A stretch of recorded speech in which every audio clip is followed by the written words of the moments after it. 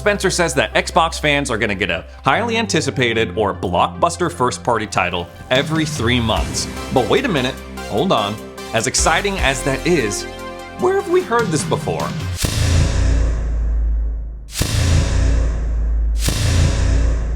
Oh yeah, in 2019, in 2020, in 2021. This is something that Xbox fans have been hearing for a while now. So you may be sitting here thinking to yourself, what's different this time?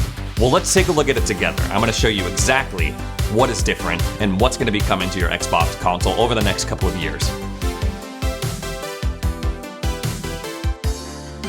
Now in this video, we're going to be talking about a lot of games that are coming out in the future, whether it's next year or beyond. But if you're like, man, forget that. I want a game I can play right now. Best Buy is having a really great sale on a couple of really awesome games, including Elden Ring. I'm a big fan of Best Buy. I do a lot of shopping at Best Buy. I got the credit card. I got the My Best Buy Total membership. Overall, I'm a fan, and it's perfect for the holiday season. Save a little bit of extra money if you're buying something for yourself or gifts for the gamer in your life. So if you want a My Best Buy account for yourself, they have different tiers. You can go ahead and click the links down below or scan this QR code because we're in the future. That's where things are going. We're tired of links. So yes, we've been hearing the same claim. First party game every 3 months from Xbox for the past couple of years. But also remember over the past couple of years, there was some pretty crazy stuff going on. You know, a virus that shut a bunch of stuff down and threw everything out of whack. That definitely threw a wrench in a lot of development cycles, especially development cycles from any studio that was part of the Bethesda acquisition. The expectation was that Xbox was really going to be cranking them out after that acquisition. And I feel like we don't talk enough about how over the past couple of years, certain things have prevented them from doing that. But I feel like all that craziness is more or less in the rear view mirror. And now the future of Xbox is looking really, really bright. Let's take a look at it over here. Bam. So Clockwork over on Twitter made this very helpful graphic that charts all of the Xbox first-party stuff that we know about. And looking at this visualization, you can really start to see, okay, maybe what Phil Spencer is saying, what Xbox leadership is saying, a first-party game every 3 months is actually possible. 2023 was a pretty solid year. Yes, they had some trip-ups, but like Hi-Fi Rush, banger, Ghostwire Tokyo Xbox version, I really enjoyed that. A lot of people weren't high on that game when it came out, but especially with the expansion that came with the Xbox version, I had a really great time with it. Redfall, we don't have to talk about that. So we just skip over that. Age of Empires Console Edition, awesome. Starfield, awesome. Motorsport, awesome. Call of Duty Modern Warfare. We don't have to talk about that.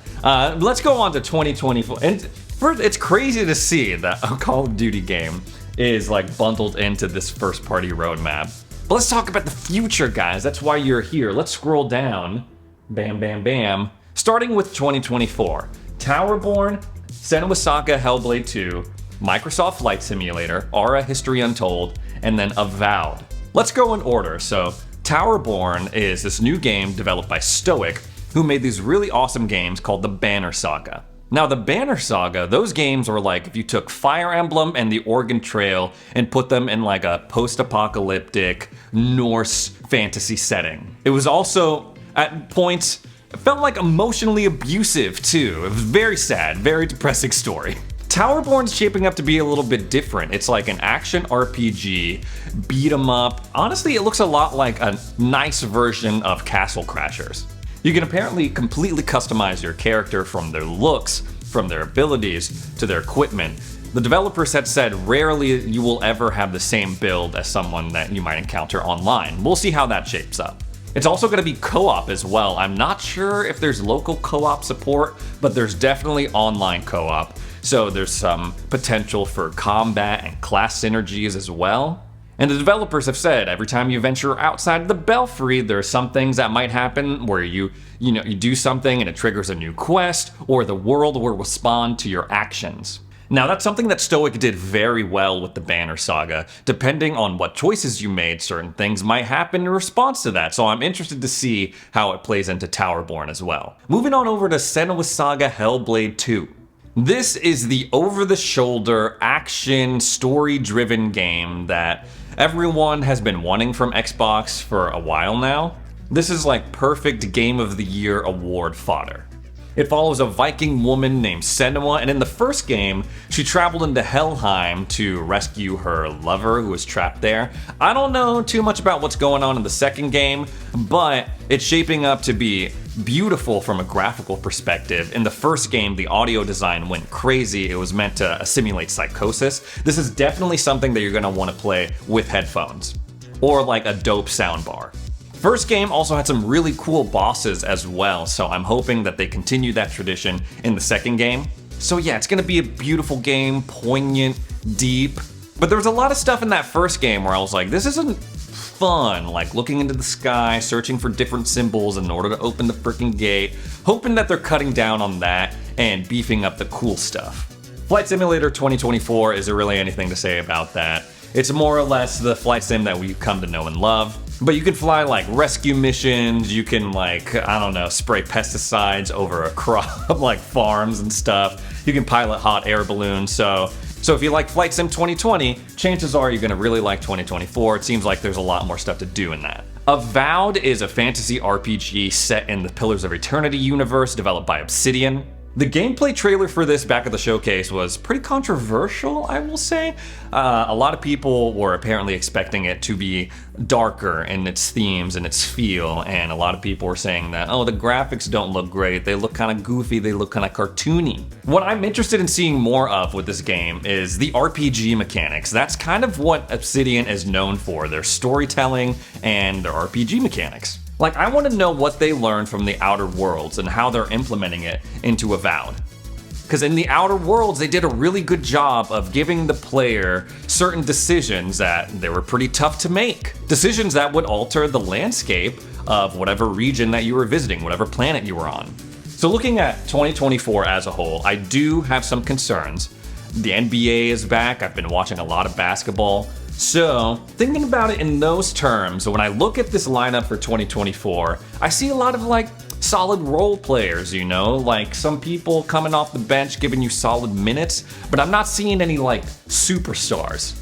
All of these games I feel like have the potential to cultivate really dedicated, passionate, but small fan bases. When I look at this lineup, I'm not really seeing the potential for like breakout, blockbuster numbers like we saw with Starfield a couple months ago. But let's move on to 2025 and beyond, starting with Age of Mythology. I am so freaking excited for this game. For those of you who don't know, Age of Mythology is an RTS game where you pick an ancient civilization, but you also get to pick one of the gods from their pantheon, and they'll empower you with different abilities. You can call on different heroes from that civilization as well to help you out in your battles, like Achilles, like Odysseus. The original Age of Mythology games that came out in the early 2000s, they still have some of the best campaigns that I've ever played in an RTS game. And I'm really excited for this one because back in the day, I couldn't play those games on my computer. This was post my dad banning me from playing any computer games after Diablo 2. But look at me now, Dad. I have my own computer and I'm definitely gonna be playing this game and no one can stop me. Moving on to Fable. Now, I'm very much looking forward to this game. It's gonna feel a little different from the Fables that we grew up with. Obviously, Lionhead Studio is not a thing anymore, so this is being developed by Playground Games, who are best known for their work on the Forza Horizon series. And while a lot of you may be thinking like, wait, why are these people who make car games making this fantasy RPG? We've only been hearing good things about it from Xbox leadership, and they've been wanting to show more of it off, but the studio's like, no, give us a little bit more time. But we did get a trailer for this back in June at the Xbox Showcase. And I gotta say, I really like what they were going for with the feel of that trailer. Because yes, there was like some dark stuff going on in the Fable games back in the day. You know, Jack of Blades, killing your whole family, burning down Oakville. But there was also a lot of humorous stuff. And I like how they leaned more into the humor for that trailer. But I'm hoping they keep a lot of the absurd stuff that you can do in the old Fable games, like will I be able to buy all the real estate and businesses in Bowerstone, jack up all the prices so everyone hates me, and then go and spam the fart emo in the town square? Will I be able to have a wife or husband in every town? Everwild? I don't know anything about this game. We got a trailer for it forever ago. It's being developed by Rare Studios. It takes place in like this magical ethereal land. It seems to have something to do with like taming the magical beasts in that world, but I haven't gotten an update on this, so it's time for them to come out with some news about this game. South of Midnight, kind of in the same boat. Like, we got a trailer for this, and we got a trailer for this in that June showcase earlier this year. Don't know anything about this game from a gameplay standpoint, but the art design is cool, the voice acting was good, and the music was dope, so I'm looking forward to this. This is from In Exile Games, and I really am a big fan of their stuff, so I'm looking forward to South of Midnight. Clockwork Revolution, we also got a trailer for this back in June. This seems to be kind of like an FPS game with heavy BioShock Infinite vibes. There seems to be a time travel element in this as well. This is from Compulsion Games, and honestly, it was one of the games in the showcase that really stuck out to me. Project Mara, now this is a really interesting one to include in this list. This is something that Ninja Theory is working on, who are the same people that are working on Hellblade 2. This is supposed to be like a horror game, which I think is really cool because, I mean, there was a lot of horror, scary elements in those Hellblade games. I can't wait to see what they come up with when they go like full kilter on the horror experience. Now, the further that you go down on this list, you start to really see some big name potential that we didn't really see like in the earlier years. Outer Worlds 2, very much looking forward to that whenever it comes out. The Perfect Dark remake, there's been a lot of drama surrounding this development cycle, but once this game comes out, I really feel like it's gonna do well. State of Decay 3, again, there's been like some craziness going on with the development of this game, but if they nail this, it's really gonna go nicely into this lineup because there's no other like zombie type game in this kind of first party roadmap. Contraband, there's still a lot of questions about that. It's supposed to be like centered around spies and smuggling and stuff, but again, a lot of question marks around this. Indiana Jones, whoa, now that is some big name potential. Whenever this drops, I can imagine like a bunch of people. This could be a console seller, potentially. A lot of people are expecting Indiana Jones, the look and the feel, to be a lot like Uncharted on PlayStation, which is a very exciting prospect because we don't really have the equivalent of that on Xbox consoles. So not only are we getting like an Uncharted style game, but it's going to be tied to a major name in the entertainment industry, Indiana Jones. I know it's not like quite at the same level as like a Marvel superhero or Spider-Man, but hopefully the Indiana Jones name can really get people moving and buying games and Xbox consoles. And of course, other standouts, the next Gears game, really wondering where they're going to take the direction of this franchise after Gears 5. Coalition, they've been doing a lot of work with Unreal Engine 5. We can assume that this game is going to be in that engine as well, so it's going to look really, really good. Hopefully the story and the gameplay are solid. Elder Scrolls 6, honestly, I don't know when this game's coming out, guys. Like, I can imagine that this is going to be a cross-generational game. It's going to be on the next Xbox console, and it's going to be on Xbox Series X and S. I wouldn't be surprised if we don't hear anything about this game until like 2027, maybe release in 2028.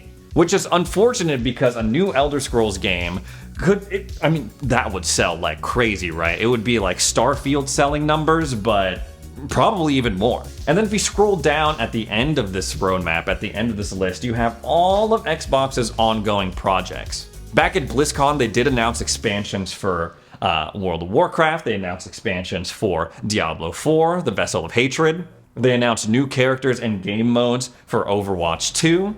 So all of that could technically be added to the Xbox first-party roadmap that we were just going over. The list could be a lot bigger. There are a lot of things that are left off, including other games that still have project names like Project Dragon being developed by IO Interactive. None of the stuff from the Bethesda leak that we saw like a month or two ago is on here, including the Fallout and Oblivion remasters.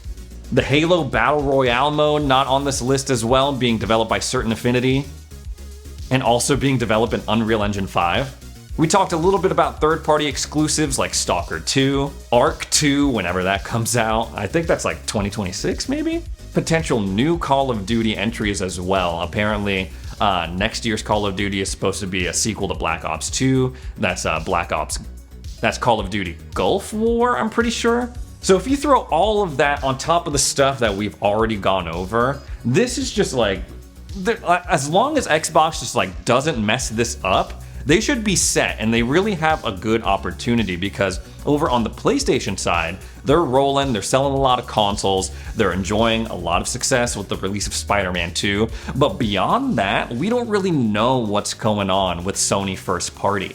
And also we know that Sony is struggling with their games as a service.